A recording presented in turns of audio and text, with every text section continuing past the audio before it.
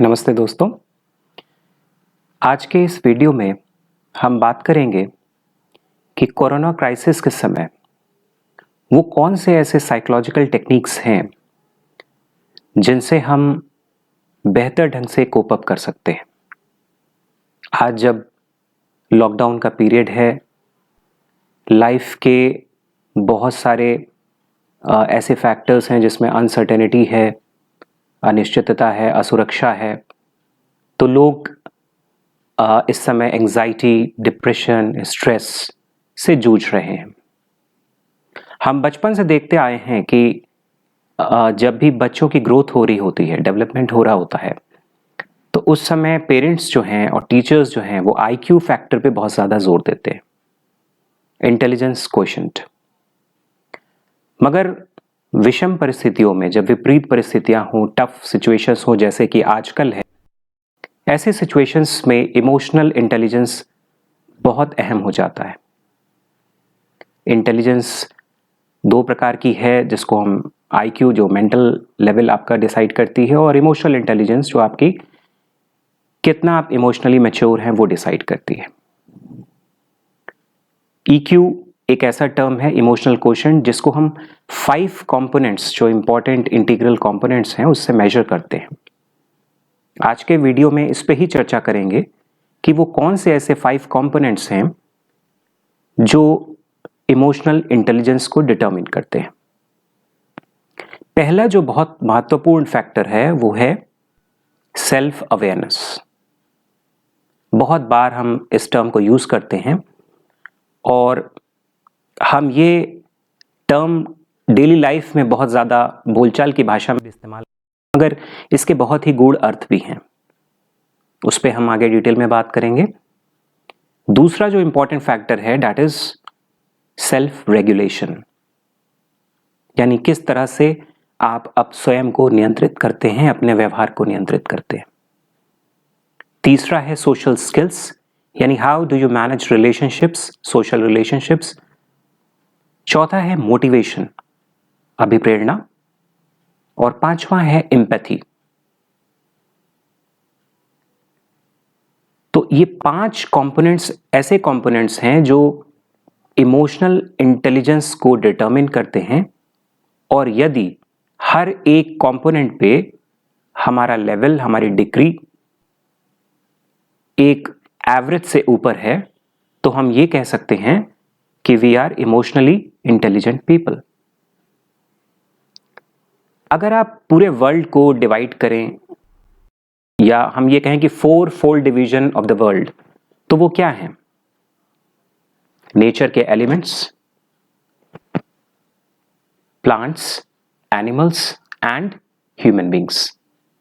इन चारों को अगर हम मिलाएं या स्वास्तिक का रूप दें, तो एक खाने में एलिमेंट्स, दूसरे खाने में प्लांट्स, तीसरे में एनिमल्स और चौथे में ह्यूमन बींग्स हैं। इन तीनों के ही, चारों के ही इंटरसेक्शन से ही पूरा ये जितनी भी विश्व की क्रियाएं हैं, क्रियाकलाप हैं, वो होते हैं। एलिमेंट्स की बात हमने पीछे वीडियो में बात की थी, जिसमें नेचर के जो 5 एलिमेंट्स हैं वो क्या हैं? पृथ्वी, जल, अग्नि, वायु, आकाश। ये पांचों एलिमेंट्स से ही जब ये तीनों एलिमेंट्स, जो और तीनों एलिमेंट्स हैं, that is plants, animals and human beings, interact करते हैं, तो बहुत सारी क्रिया एक्टिविटीज जन्म लेते हैं। लेकिन अंतर क्या है? एलिमेंट्स में तो कोई सेंस नहीं है, प्लांट्स में है, एनिमल्स में है और ह्यूमन बींग्स में है।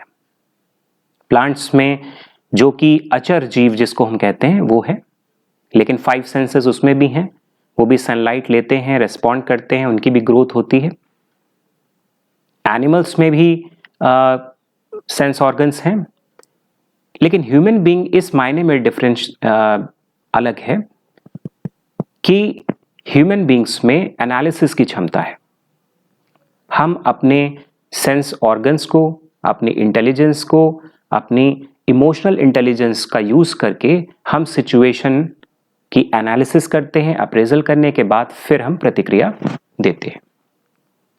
तो इस संदर्भ में, जबकि आज एक संकट काल है, किस तरह से हम इमोशनल इंटेलिजेंस को बढ़ावा उसको अपने जीवन में उतार के इन सिचुएशन से कोप अप कर सकते हैं।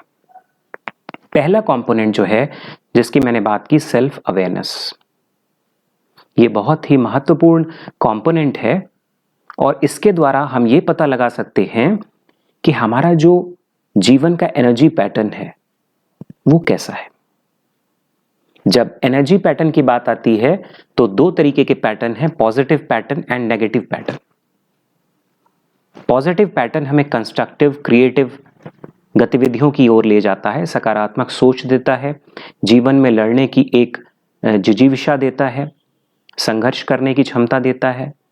और ठीक उसके विपरीत नेगेटिव पैटर्न जो होता है एनर्जी का, वो हमें नकारात्मकता की ओर ले जाता है। तो हम कैसे डिसाइड करें, सेल्फ अवेयरनेस के थ्रू हम कैसे डिसाइड करें कि हमारा जो एनर्जी पैटर्न बन रहा है वो नेगेटिव है, पॉजिटिव है। ये 3 लेवल पे हो सकता है। फर्स्ट, हाउ वी फील, कैसा महसूस करते हैं, हाउ वी थिंक, कैसे हमारे अंदर विचार आते हैं, and how we respond, how we act, how we behave, कैसा व्यवहार हम सिचुएशंस के प्रति करते हैं।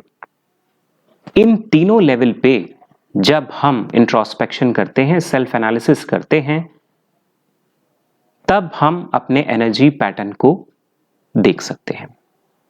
यदि हम महसूस करते हैं, अगर हम मॉर्निंग में उठते हैं और हमारे मन में यह विचार आता है कि बहुत संकट काल है, मन घबरा रहा है, आगे क्या होगा, असुरक्षा का भाव, अनिश्चितता का भाव, तो आप समझ लीजिए कि आपका जो एनर्जी पैटर्न है दैट इज डिप्लीटिंग, वो नेगेटिविटी की ओर जा रहा है।